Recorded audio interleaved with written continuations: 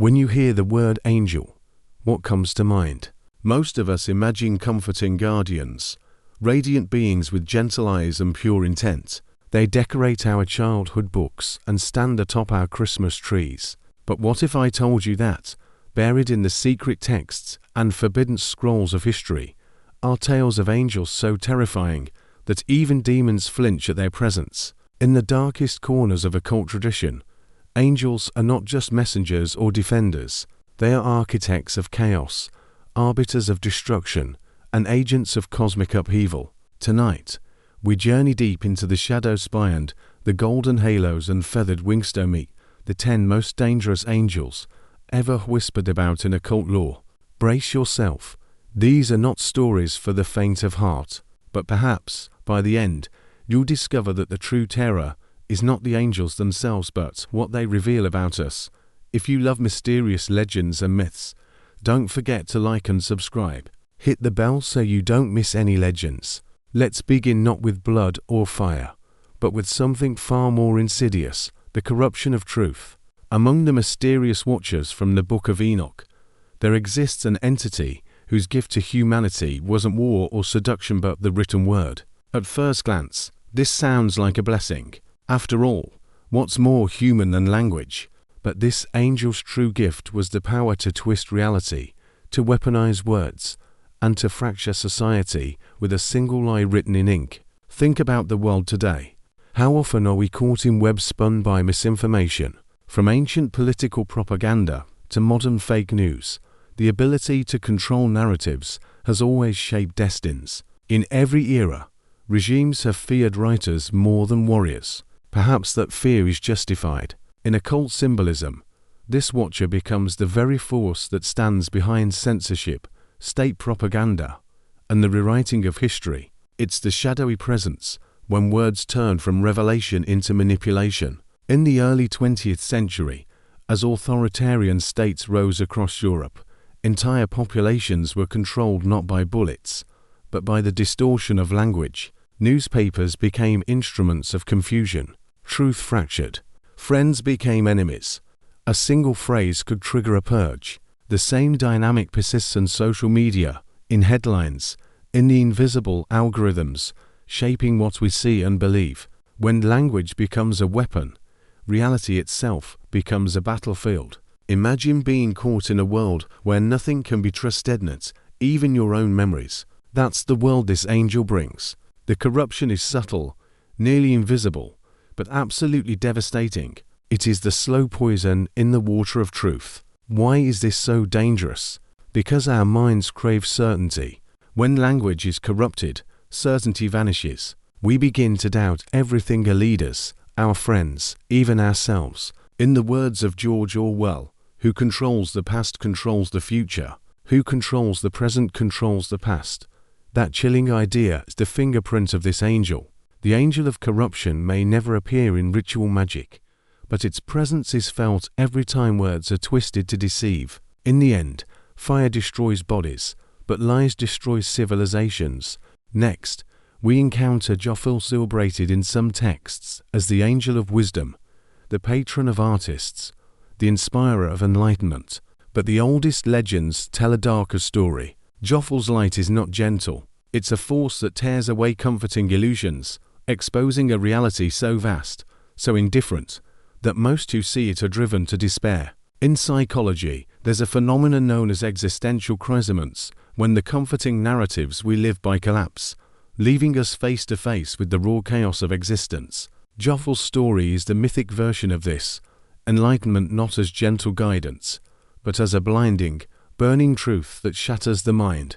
Consider the case of the philosopher Friedrich Nietzsche. After spending decades seeking the truth, he famously declared God is dead, not as a celebration, but as a warning. For many, the collapse of religious certainty led to a sense of cosmic horror, a confrontation with a universe without narrative or guardian. This is the effect Jophel brings. In visions, Jophel appears as a being of impossible beauty, but this perfection is not comforting. It is cold, indifferent to human suffering, and utterly overwhelming.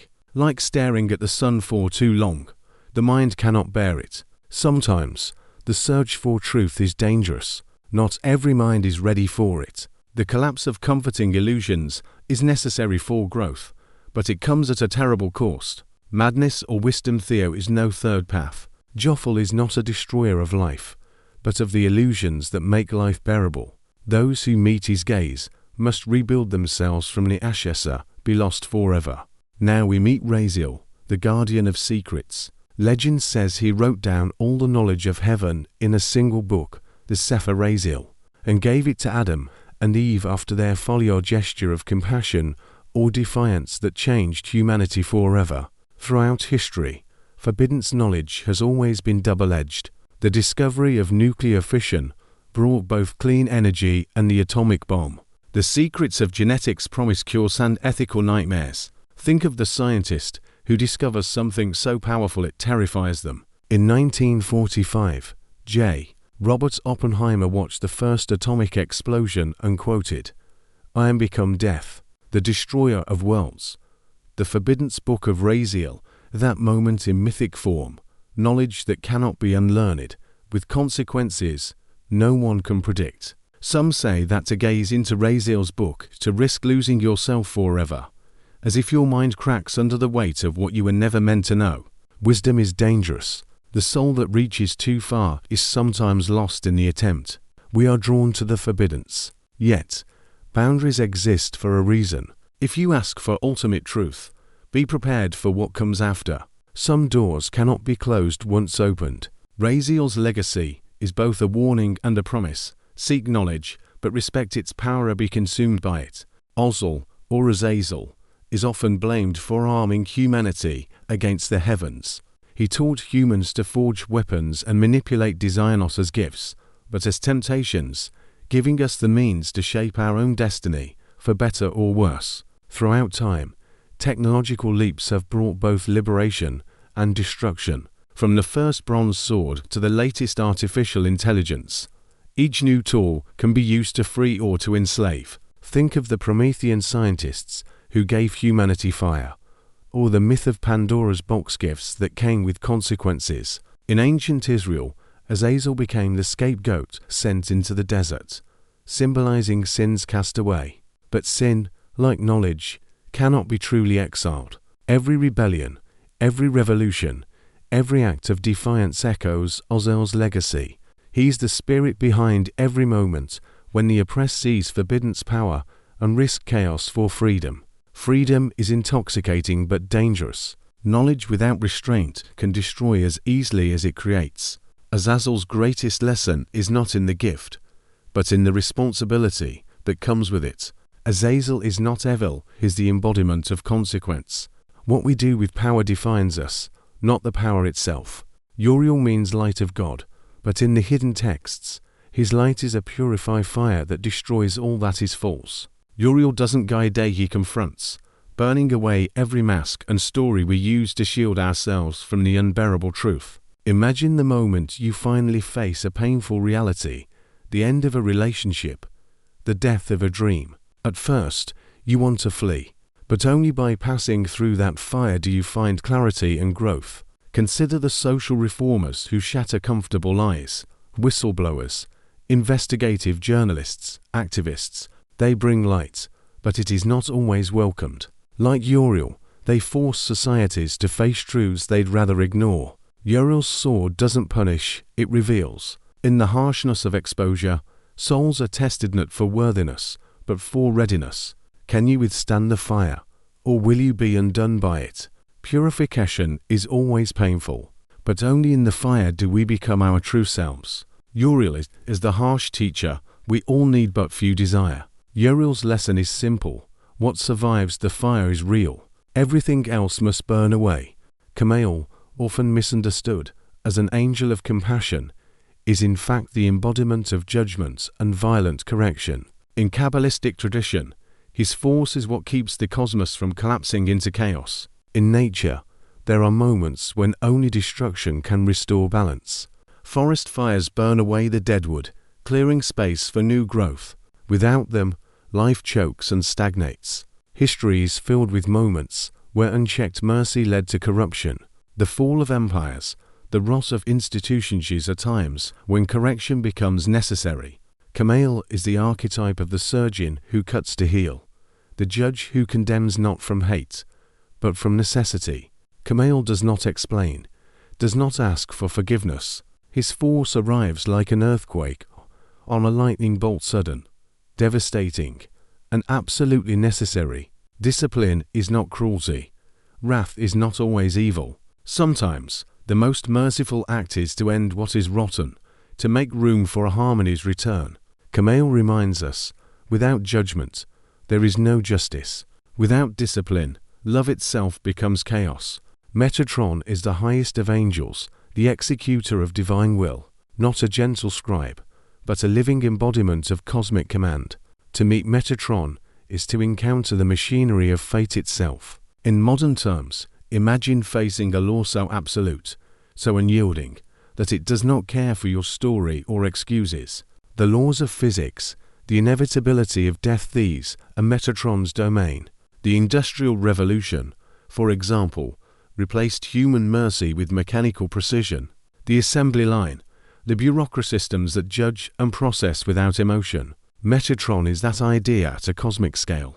He cannot be bargained with. When Metatron passes judgment, those unworthy are simply unmadden it out of cruelty, but because falsehood cannot survive the presence of pure law. Structure is both a blessing and a curse. We long for rules to protect us, but those same rules, taken to extremes, become inescapable prisons. Metatron is the gatekeeper at the end of all journeys. Only those stripped of all illusion and pride may pass. All others are undone. Seraphin, chief of the seraphim, is not a messenger or a guardian. He's the living fire that returns everything to its source, dissolving all identity in a final, consuming conflagration. At the end of every journey, spiritual, personal, or cosmic, comes a moment of dissolution. The ego, the story, the boundaries we clung to all fall away. This is terrifying, but also the gateway to true oneness. Many mystics, from all traditions, describe moments of ego death where the self disappears, and only the vastness remains. Some call this enlightenment, others annihilation. Seraphin is the fire that brings it. In his presence, there is no more judgment, no distinction between righteous and wicked. Only what can endure pure reality survives. The fear of losing ourselves is perhaps the deepest terror. Yet, surrendering the ego is the only way to become part of something greater. Seraphin cannot be summoned or controlled. He is the final fire, the last horizon. What survives is only truth. Abaddon, called Apollyon or Abaddon, is not an angel of rebellion, but the key holder to the abyss, one who ends worlds when their time is done. His role is not chaos, but the necessary dissolution that makes new creation possible. Every ending is a beginning. Forests burn so new life may grow. Civilizations fall so others may rise. Abaddon is the personification of this cosmic cycle.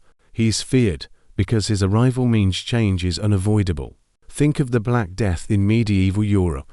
It was a tragedy, but also cleared the way for the Renaissance. Catastrophe and renewal are two sides of the same coin.